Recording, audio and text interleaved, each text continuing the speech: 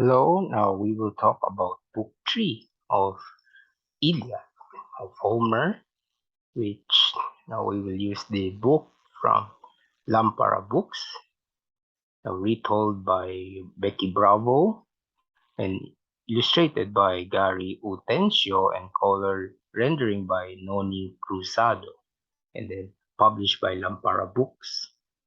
Now we will read on Book 3. Book 3: How Menelaus and Alexandros fought a duel together and what came of it.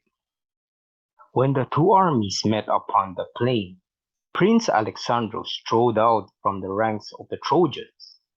Alexandros was the name of Paris, and he was the one who carried off Helen. Menelaus leaped, see here, he leaped from his chariot ready to punish Alexandros, but Alexandros sunk back into the ranks as soon as he saw Menelaos. "Damn you, Paris, you seducer!" Hector cried. "Were you like this when you sailed to foreign lands and brought home a handsome woman? So you will not stand up to Menelaos.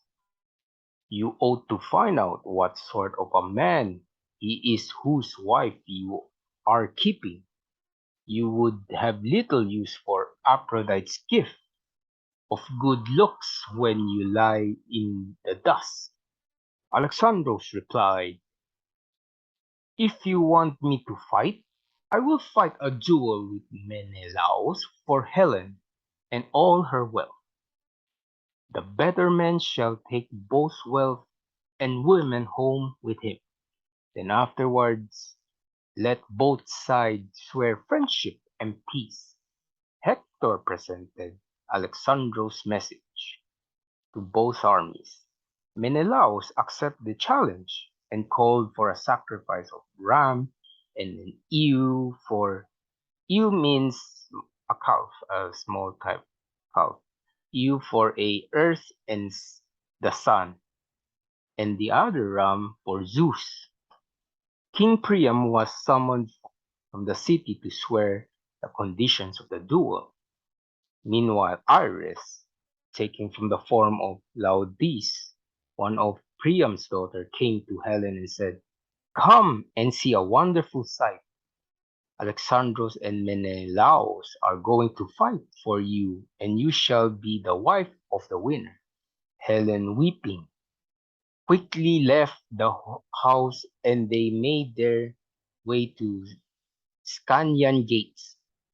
Hector and Odysseus put Lot into the helmet and shook it off the first spear cast. Alexandros' lot was plucked out first. Menelaus and Alexandros stood within the space measured out for the duel, shaking their spears at one another. Cling, cling.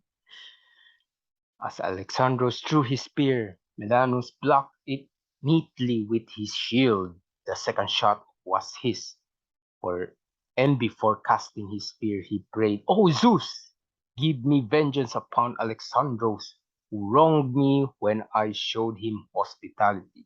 Menelaus threw his spear, and it ran right through Alexandros' shield. It tore through Alexandros' corset and hit his tunic. Alexandros swerved in time to escape death. Menelaus then threw his sword and struck Alexandros' helmet, but the blade broke. It, it fell from his hand. He dragged Alexandros away by the plume of his helmet, ready to kill him. But the goddess Aphrodite, who saw it, freed Alexandros by breaking his helmet strap and carried him away to Helen's chamber. Aphrodite brought Helen back to Alexandros, and Helen said to him, "I wish you could have been killed in the battle. You once boasted you were the better man in the fair fight. So go and challenge Menelaus again." But no, leave him alone, or you may go down before his spear. Paris answered, this time Menelaus has won because Athena helped him. Next time it will be my turn, for I have many gods, too. I am more in love with you than ever. Paris lay down on the bed and Helen came to him. That's the end of book 3. See you on the next book read. Thank you.